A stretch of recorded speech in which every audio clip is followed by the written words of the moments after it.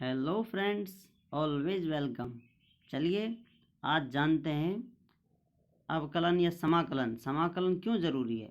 Y integration, need of integration. हमें समाकलन की या अवकलन की आवश्यकता ही क्यों पड़ी? जानते हैं कुछ इस कॉन्सेप्ट के बारे में। देखिए, वर्क होता है दोस्तों फोर्स इनटू डिस्प्लेसमेंट। अब इसे हम ज्ञात करने के लिए एग्जांपल लेते हैं। केस 1 में कोई पिंड या बॉडी है जिसको F 5 न्यूटन फोर्स लगा दिया गया है। अब उसको जितना लेके जाएंगे, आगे सरकाएंगे, डिस्प्लेसमेंट होगा। इस प्रकार हम वर्क निकाल सकते हैं। तो total work is equal to force into displacement is equal to 5 into 4 is equal to 20 joule. अब ये कैसा है दोस्तों? 5 न्यूटन बल लग रहा है और इसको 4 मीटर तक खिसका दिया गया है। विस्थापन 4 मीटर हो गया है, अतः कार्य हुआ 20 जूल। लेकिन अब सेकंड केस देखते हैं। सेकंड केस में क्या हो रहा है दोस्तों? किसी बॉडी पे जो फोर्स लग रहा है वो लगातार चेंज हो रहा है। 1 मीटर तक 5 न्यूटन रहता है, 2 मीटर तक 6, 3 मीटर तक, और 3 से 4 तक 7 न्यूटन हो जाता है। तो इसे ज्ञात करने के लिए हमें सिर्फ उसी फॉर्मूले से इसका टोटल वर्क नहीं निकाला जा सकता। अतः इसको छोटे छोटे टुकड़ों में तोड़कर हम इसे सॉल्व करेंगे। जैसे 5 गुना 1, अतः 0 से 1 मीटर तक इतना कार्य हुआ, और 1 से लेकर 3 तक 6 गुना 2, अतः 6 दूनी 12 जूल इतना कार्य प्राप्त हुआ।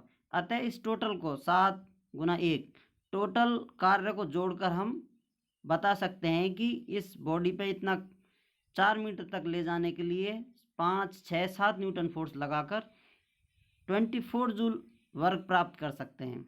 लेकिन अब और दूसरा केस देखते हैं।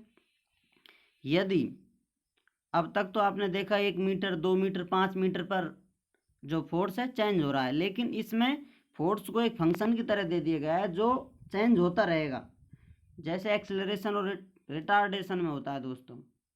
जैसे F is equal to S square plus 2, ये एक फंक्शन हो गया। यदि डिस्टेंस आप s जहाँ डिस्प्लेसमेंट है, अब डिस्प्लेसमेंट आप बढ़ाते जाएंगे तो फोर्स की वैल्यू भी चेंज होती रहेगी। इस प्रकार के टोटल कार्य को निकालने के लिए हमें बहुत समस्या आएगी, क्योंकि अब ये बिल्कुल पॉइंट 1100 पे भी चेंज होता रहता है। इस प्रकार के टोटल कार्य को ज्ञात करने के लिए अब हमें अवकलन और समाकलन की आवश्यकता पड़ती है दोस्तों। अब इसमें हम इसको सिर्फ उससे work is equal to force into displacement फॉर्मूले से ज्ञात नहीं कर पाएंगे, क्योंकि डिस्प्लेसमेंट बार बार चेंज हो रहा है और फोर्स भी डिस्प्लेसमेंट के साथ चेंज होता रहेगा। अतः हम किसी एक ऐसे छोटे से हिस्से पर कैलकुलेशन कर सकते हैं जहां पर फोर्स बराबर रहे और डिस्टेंस थोड़ी चेंज हो, या हम कह सकते हैं कि इस चेंज को इतना हल्का लिया जाए, इसकी रेंज को, जहां फोर्स ज़्यादा चेंज ना हो बिल्कुल, उसको डिफरेंशियल एलिमेंट कहते हैं। जैसे देखिए, किसी x बिंदु पर हम dx डिस्टेंस लेते हैं। ये dx डिस्टेंस है जो कि बहुत छोटी है, लगभग 0 समझो इसको, लेकिन 0 नहीं है। जैसे 0.01 हो सकती है, इसको मीटर बोलो आप, सेंटीमीटर, जितनी जिस यूनिट में काम कर रहे हो, या आप 0.001, या फिर आप इसे इतना छोटा रख सकते हैं जो आप इसे नगण्य मान सकते हैं कि हाँ, कि ये इसकी कोई इतनी वैल्यू नहीं है जिससे बहुत ज़्यादा फर्क पड़ता है। लेकिन इस फर्क से, इस कैलकुलेशन से एक चमत्कारिक इफेक्ट आपको देखने को मिलता है। देखिए आगे चेक करते हैं। अब इसको dx डिस्टेंस ले लिए x दूरी पर। अब हम डिस्प्लेसमेंट क्या बोल सकते हैं? x, क्योंकि 0 से x दूरी तक आ गए हैं तो इसे डिस्प्लेसमेंट कहेंगे। अब यहाँ पर ये जो फोर्स है s, ये कितना लगेगा?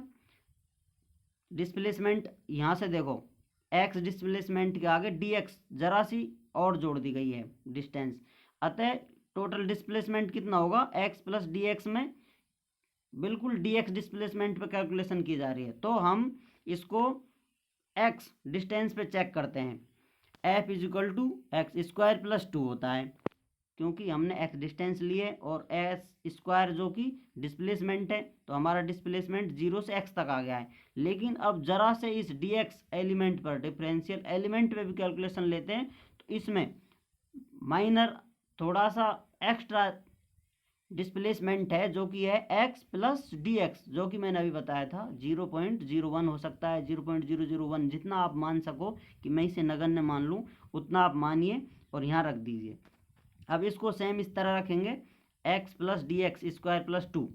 तो अब ये dx इतना छोटा अमाउंट है या कोई कैलकुलेशन क्वांटिटी है जिसे आप इग्नोर मार सकते हैं, अतः ये एक्स स्क्वायर प्लस 2 यहाँ भी उतना ही फोर्स कार्य कर रहा है इस पॉइंट पर।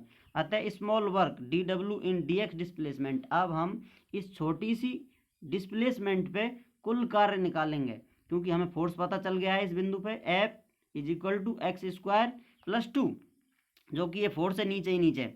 अब इसको हम डी डब्ल्यू, हम जानते हैं formula work is equal to force into displacement, तो हम बहुत छोटा सा कार्य निकाल रहे हैं क्योंकि ये इतने सी डिस्प्लेसमेंट पे बहुत छोटा कार्य होगा, क्योंकि डिस्प्लेसमेंट बहुत लंबी है 4 मीटर तक, तो इसमें से बिल्कुल जरा सा वर्क निकालने के लिए हम D W is equal to F dot D X, अर्थ है फोर्स इंटू ये डिस्प्लेसमेंट है। अब हम इस पॉइंट पर कैलकुलेशन कर सकते हैं। अब इसको आगे ले जाते हैं, इसमें फोर्स की आपने वैल्यू रख दी है एक्स स्क्वायर प्लस 2x और ये dx डिफरेंशियल एलिमेंट आ गया, अतः ये एक डिफरेंशियल एलिमेंट हो गया। इस बिंदु पर कैलकुलेशन होगी हमारी कि हम इस बिंदु पर इस प्रकार फोर्स निकाल सकते हैं और डिस्प्लेसमेंट निकल गया, उसके बाद टोटल वर्क प्राप्त कर सकते हैं। अब इस प्रकार इस पर 0 से 4 मीटर तक, इसको आप मीटर सेंटीमीटर जितना भी आप यूनिट लें लगा कर काम में ले सकते हैं, इतने बहुत सारे बिंदु हैं जैसे कि इस लाइन पर आपको केस नंबर 3 में नजर आएंगे।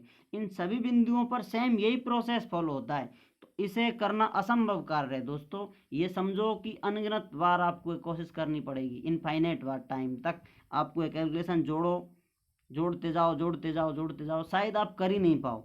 इस मोटी सी समस्या को सॉल्व करने के लिए ये चमत्कारिक उपाय आया दोस्तों, जो इंटीग्रेशन कहलाया। चल के total work is equal to all parts value addition, मैं अभी बता रहा था आपको, छोटे छोटे सभी पॉइंटों पे इस कार्य को जोड़कर हम टोटल वर्क निकाल सकते हैं, या integration of A differential element, अर्थात इसका हम यदि इंटीग्रेशन कर दें, इस डिफरेंशियल एलिमेंट का हम इंटीग्रेशन कर दें 0 से W, टोटल कार्य प्राप्त हो जाएगा। और डिस्प्लेसमेंट 0 से 4 जो कि एक लिमिट है इंटीग्रेशन की 0 से 4 तक, तो हम x square plus 2 into D x, इससे हम इस प्रॉब्लम को आसानी से सॉल्व कर सकते हैं और हमें F is equal to S square plus 2 function का फोर्स लगाने पर 4 मीटर डिस्प्लेसमेंट पर टोटल कितना कार्य प्राप्त होता है आसानी से निकाल सकते हैं। यहाँ से आगे की सिंपल मैथ कैलकुलेशन है दोस्तों। उम्मीद करते हैं आपको ये बात समझ में आई होगी, और आप चाहें तो ये वीडियो बार बार देखें क्योंकि इसमें बड़ी बारीकी से छोटे छोटे पॉइंटों को बताया गया है। इस वीडियो को अपने दोस्तों के साथ शेयर करें, शायद उनकी भी मदद हो जाए। वीडियो डिस्क्रिप्शन आप चेक करते रहें क्योंकि इसमें हम अपडेट डालते रहते हैं। वीडियो को अंत तक देखने के लिए आपका बहुत बहुत धन्यवाद।